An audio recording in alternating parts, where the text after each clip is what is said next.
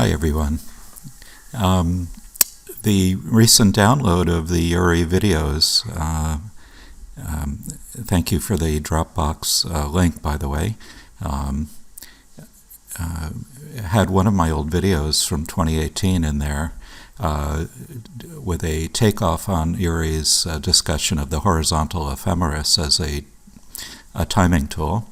And I was playing around with Vertex at the time on the 30-minute Euro, and finding that and Uri had highlighted Saturn as an important trigger point with the Euro, and Vertex is something that I was noticing on shorter-term charts. Notice down here the blue line is Saturn, and this red line is the Vertex as it travels in 24-hour peak-to-peak, as marked out by the sine wave here. So anyway, I thought I would just revisit this with what I'm doing these days, which is working with the 4-hour bars on a weekly basis, and calculating aspects. Let me quiet down the chart here a bit. Just start with that and show you what I'm up to. Pull this in here. Venus is a very important, as Sergei has pointed out, planet for the Euro. And what if I could mark out in a helio sense all the major and minor aspects up to 108 degrees here, as I crossed all the planets from Mercury out to Pluto, and then use that as a basis for developing accurate sine waves. So this past week, September 23rd to 28, 2024, this is the action of the Euro using 4-hour bars. And I've also understood that Saturn, as Uri had stated, is an important planet. Venus and Saturn is probably the most powerful aspect for the pair. Let's see here. Let me go into solutions. And so Venus minus Saturn, helio, one harmonic, the first harmonic. And when we have a square, index itself seems to be the most accurate. And because of the length of the period, smooth orb is down to 50. And let me just turn this on and show you what that looks like.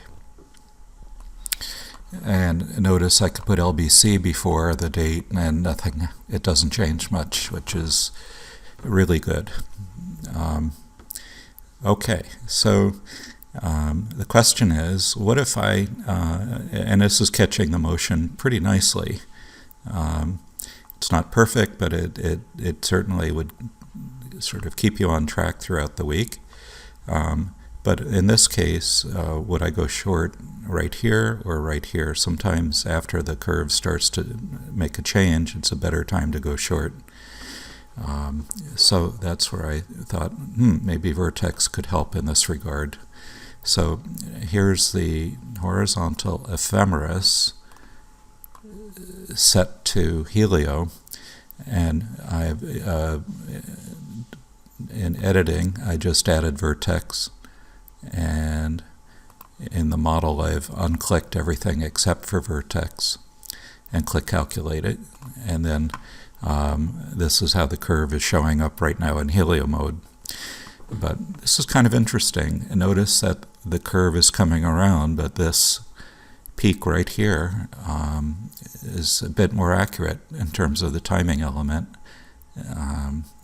And down here we have a nice change in trend at this peak. Right here, this change of trend at this peak. So here we have it again, and here we have it again. it seems to be a pretty accurate clock for timing change in trend.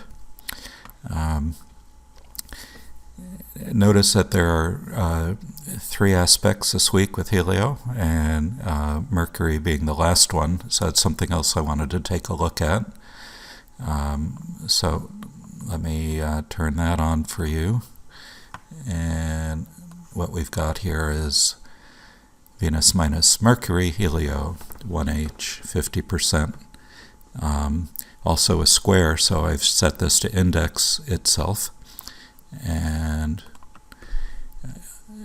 notice that it's following the basic trend, except it picked up this last movement a little better. And let's see. It's basically, if I add too much to the chart, though, it could get confusing. Another thing I've been exploring is a composite of all these three elements to see how that works out. But that's a story for another day. Anyway, just wanted to quickly share this with you. Take care.